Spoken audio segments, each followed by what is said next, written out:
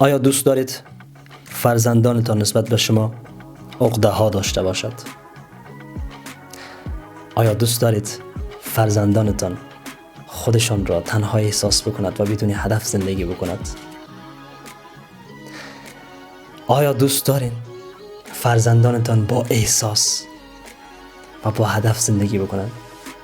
مطمئن هستم در 2 سوال اول نگفتیم، اما این هم مطمئن هستم که در سوال سومی بله گفتیم.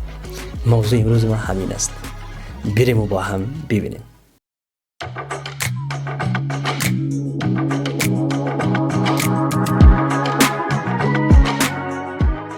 سلام و وقت بخیر خدمت همه دوستا. امیدوارم جور و سلامت باشین و شما را هم به آزاد تاکس خوش آمدید میگم. دوستان عزیز، کانال ما را سابسکرایب بکنید. منتظر لایک و نظریات زیبای شما در کامنت ها هم هستیم.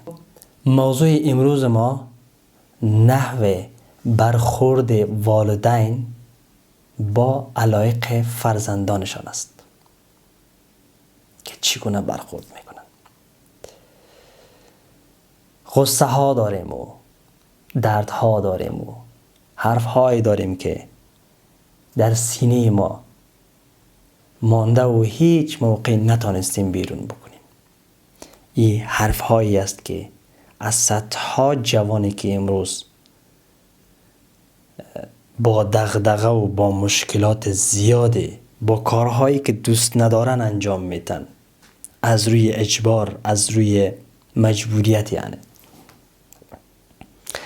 دوستان، چند وقت پیش با چند تن از دوستان صحبت‌هایی داشتیم.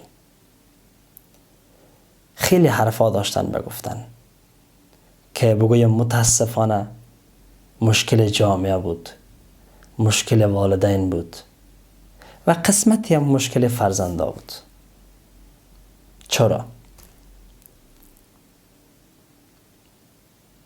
دلیلش چی بوده میتونه؟ ما همیشه فکر میکنیم کارهای درست کرده رایستیم، اما برعکس. ما همیشه تلاش کردیم که هم خود و هم فرزندان خود مطابق به جامعه بزرگ بکنیم، مطابق به حرفهای مردم بزرگ بکنیم و مطابق به خواسته های مردم سوق بدیم، اما هیچ بار پرسان نکردیم تو به چی علاقه داری و چه قسم یک آینده ای را دوست داری و تو از کدام کار لذت میبری. هیچ موقع پرسان نشده. شاید هم شده باشه به حدود خیلی کم، اما اکثریت جوانان ما این قسم بزرگ شده که امروز عقده های زیاده، درد های زیادی هم دارن و امروز کرونا زندگی میکنن و شغلی که دوست ندارن میرن انجام میدن.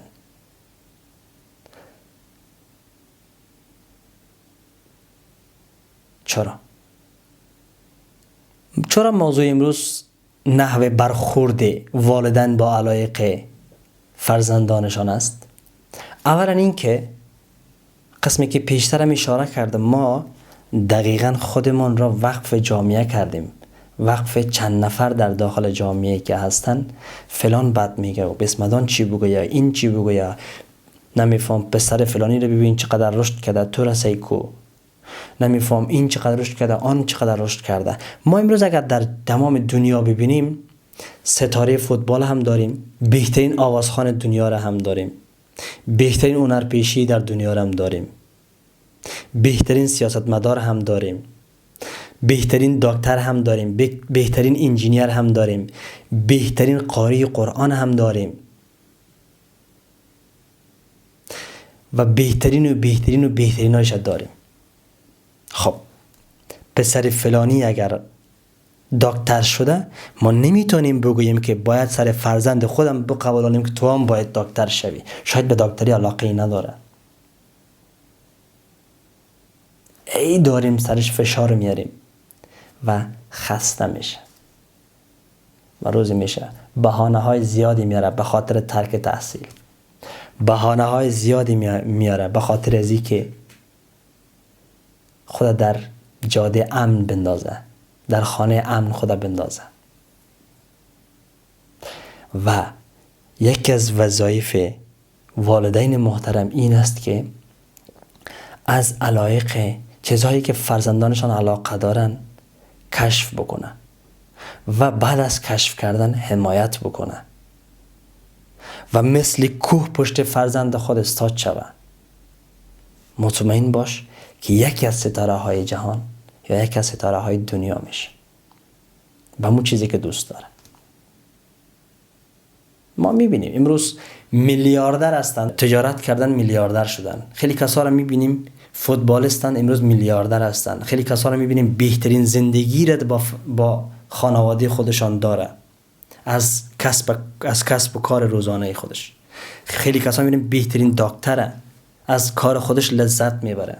خیلی کسا رو میبینیم وظایف‌های مختلفی دارن اما اونا کشف شدن. اما خیلی از کسان رو داریم که میخواست سیاستمدار شوه اما برایش ممنوعیت از طرف خانواده اعلان شده که تو باید دکتر شوی. خیلی از کسا باید آوازخوان میشد، ممنوعیت اعلان شده که تو باید یک کارگر باشی یا مانند از اینا، یا گله‌میت از پای دراز نکن. خیلی حرفای دیگه هم زیاد هم داریم. دوستان موضوع من این است که زندگی بهترین معلمه، همه چیز براتون نشان میده.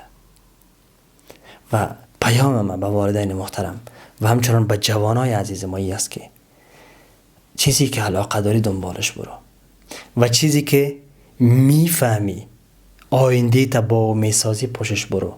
و والدین هم باید حمایت بکنه. اولا گفتم وظایف والدین این است که باید پرسان بکنه از فرزندان خودشان که تو به چی علاقه داری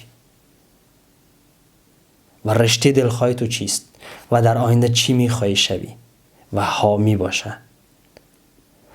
برای فرزندانشان حامی شون، نه مالی. خیلی هست کسانا رو ما امروز داریم، متاسفانه بگویم، جملات خیلی که برش افتخارم میکنیم، پایت به اندازه گله دراز کو. خب چی معنی میده؟ خیلی از کسا بودن نان خوردن نداشتن و امروز ستاره است در جهان. یعنی چی پایت از گله بیشتر دراز نکو؟ چی معنی؟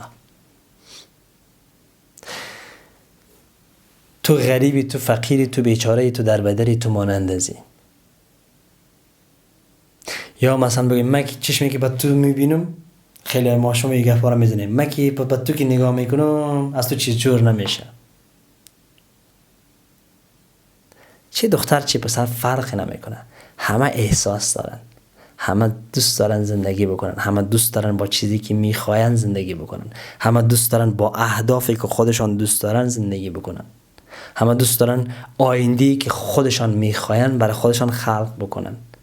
و ما باید برخورد ما درست باشه و ما باید با احساس خوب برشان برخورد بکنیم. ها قبول دارم مثلا فرض کو نوجوانی است که اصلا یک علاقی داره که شاید زندگیش به نابودی بکشه، شاید به مشکلات زیادی درگیر شوه، دچار شوه، باز هم نه که مثلا برخورد زشت یا برخورد نامناسب داشته باشیم. ما میتونیم با اطلاعاتی که داریم، با معلوماتی که داریم بفهمانیم و قشنگ و بهتر از اون مسیر خودش دست بکشه، نه اینکه مثلا ما با خشم رفتار بکنیم. دوستان عزیز، این جهان کی میسازه؟ سالهای سال هاست که در دنیا به دنیا میاین و از دنیا میرن، به دنیا میاین و از دنیا میرن، به دنیا میاین و از دنیا میرن. کی میسازه؟ دنیا برای کی باقی میمونه؟ برای ما فرزندای من و شما، برای ماها. و بعد از ما رفتیم باز برای نواسه ها مانند ازی.